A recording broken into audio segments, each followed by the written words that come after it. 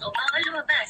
Pero pag nag-comply ka na bawal lumabas, pero may ginawa ka sa pinagbabawal nila, inayos mo yung law ng classroom nyo at sinubmit mo ulit, ay pwede nang pala ikaw lumabas. Para lang yan, gumawa ka ng schoolwork. Pagka inuumpisahan mo yan, nagiiwan ka pa ng blanco, pero pagdating mo na, pag sinubmit mo na yan sa teacher, syempre, wala kang sinusumiting may kahit anong blanco.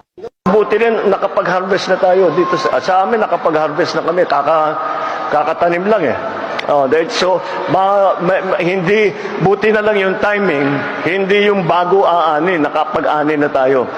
Dapat tinitignan ng isang drug user as masama, kundi biktima sila. Kasi meron ding economic side. Gusto mong mag-extend ng iyong working hours.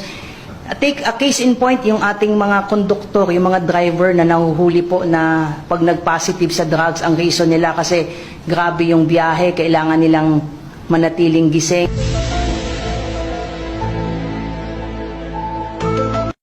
Sa classroom may batas, bawal lumabas